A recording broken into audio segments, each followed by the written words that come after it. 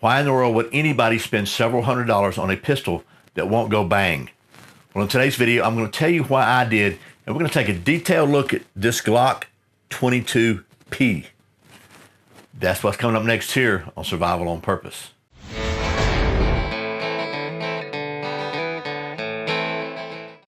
Welcome back to Survival on Purpose. My name's Brian. Thanks for joining me. As I said in today's video, we're going to talk about the details of this Glock 22P pistol, and I'm going to tell you why I spent several $100s on a pistol that is incapable of firing a round.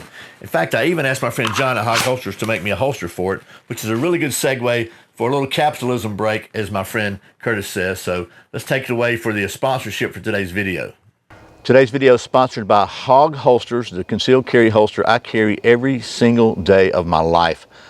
HAWG holsters are made in the USA in Arizona, and they are without a doubt the most comfortable concealable holster I've ever tested. You can save 10% on your order at HAWG Holsters by using the coupon code Survival on Purpose, all one word. That's HAWGholsters.com. Thanks to HAWG Holsters for sponsoring today's video. Okay, we're back. Now, let's talk about this pistol. This is a Glock 22P, and this pistol is incapable of firing, and I'm going to take it apart in a minute and show you exactly why. But if you've been watching the channel for a while, you know that I've said in the past, anybody that's serious about their gun training and serious about being proficient with their firearm, with their handgun, I recommended you get a blue gun. This is a weighted blue gun. They make weighted and non-weighted, but this is a good way to practice your draw safely in your house or whatever. And also, it's a good way to kind of teach somebody some things. You can teach a grip here. You can teach proper stance and maybe even sight alignment completely safely, no worries whatsoever, and gives people that are new to guns that you're trying to help out a really sense of comfort, because they know this thing is just a piece of plastic, right? But there are limits to this blue gun, because the magazine doesn't remove. It's just a solid hunk of plastic. This 22P, on the other hand, which is the same size as the Glock 17, the 22 is chambered in 40 caliber. This one, so it has a chamber in here, but you can, first of all, just look at the barrel there. You can see that. I'll show you this in more detail in just a minute. But this also allows you to rack the slide, to do magazine changes, and to press the trigger, and to do a few other things that you can't do with a blue gun, but allows you to do them completely safely anywhere with no danger or risk of any kind of a mistake or any kind of an accident. They used to be, at least I've heard on the internet, that these are only available to law enforcement. Glock's website does not say that. The only ones that Glock's website says law enforcement only are their semi-munition pistols. But this is still a fully functioning lower frame of this firearm, so it has a serial number on it, and this is an FFL. You have to go through an FFL, fill out a 4473, the whole 9 yards to pick this up. I bought this one on Gunbroker. They're really hard to find. And I'll tell you, just stick around the end if you're interested in one of these. You think this might be for you. Let me give you a couple of important things to think about at the end, and some warnings to don't get ripped off about these things. But first, I just want to tell you about this pistol. So let me take it apart. YouTube, whatever this name. They won't let me show you that on camera. So let me go ahead and so as you can see, it has a normal recoil spring. But here's where the fun starts. So the barrel. First of all, this is the barrel. There's the side view of the barrel. There's the end. You can see it absolutely has. There's no bore in it. There's no bore in the barrel, but there is a chamber, so you can chamber dummy rounds. I guess you could chamber live rounds, but I would recommend getting some plastic dummy rounds. But if you put a live round in there, there's no way it can fire, because if you can see, there's no firing pin hole. There's no firing pin, and not even a hole place for a firing pin in the back of that slide. So this is a completely inert slide. However, I told you the frame was you had to go through a federal firearms licensee to get this. It has a serial number on bottom down there, and this is a fully functioning frame. So you could theoretically buy this pistol and buy a Glock 22 and change the slide, and it would be a firing pistol. Except in my case, let me give you a little quick background. So I bought this off of Gunbroker, and at the time, these things were going for $600 on Gunbroker. They're really hard to find. And again, stick around for a minute and I'll tell you, because you might find something for cheap and you got to be real careful about that. But I happened to find some that were like one for $400 and one for $300. So I thought, you know what? I'm going to buy two and I'll sell one and maybe pay for the other one. Well, I didn't sell any of them yet, but I got the other one. But I noticed something about these two. So let me just put this back together and I'll show you the difference. So first of all, this one has night sights on it and the other one, this one doesn't. This one's all shiny looking. This one was refurbished by Glock. It's still got the tag on it. So it's a little dirtier. It's got standard sights on it. But here's the difference. This one,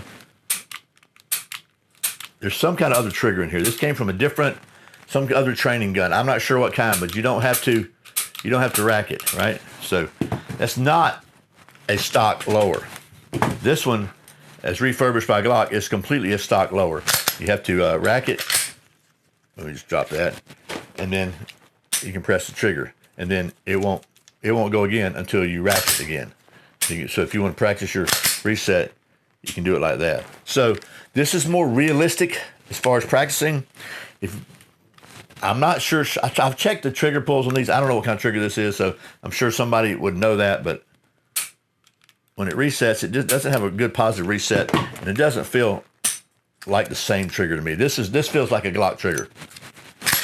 So that is different there. But other than that, everything in the slide is the same, except this one's prettier and shinier. So that being said, why would you want one of these? Why did I buy one of these especially? So as I said, I take my training seriously, and also I try to help other people learn. I've helped my family and friends. I've taken all my sons and my nephew and a kind of an adopted son all to tactical response to take fighting pistol. A lot of people at my church are asking me questions all the time. I actually went and got an NRA pistol instructor certificate just to give myself a little credibility for some people, but I'm really interested in helping people who are unfamiliar with guns get better, more competent, and more confident so they can be safe and protect their families. And I've had couple different instructor classes, so I'm trying to be a benefit to my fellow gun owner.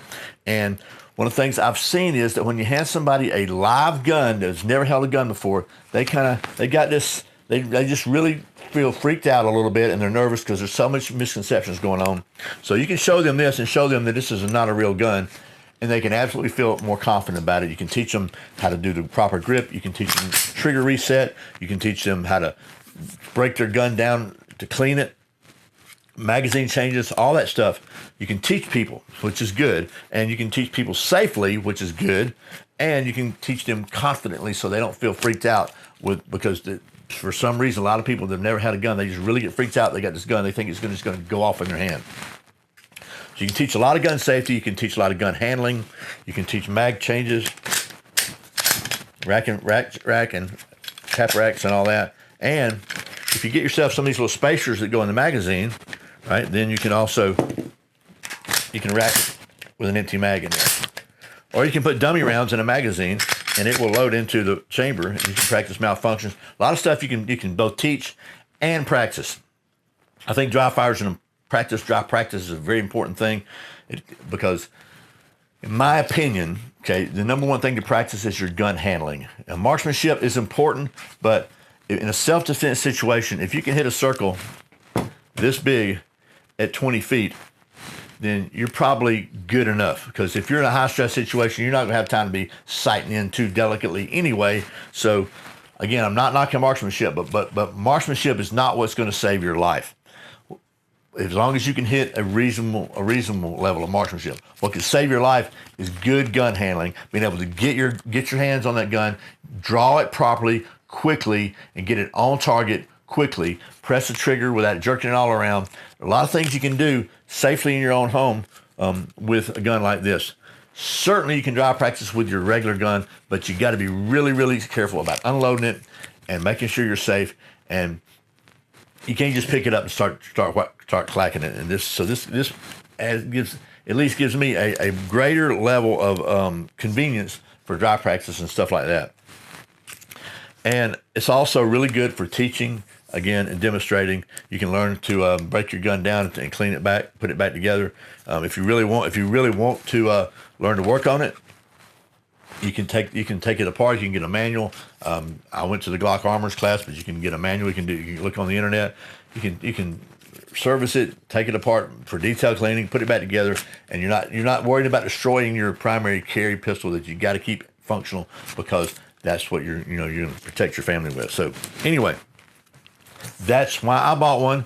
That's why you might want to consider buying one if you got the funds. This costs just as much as a regular real firing pistol. So I get that it's not going to be for everybody, and it may not make sense for you. For me, it did make sense. I'm still trying to figure out now. It's been a year and a half, almost 2 years.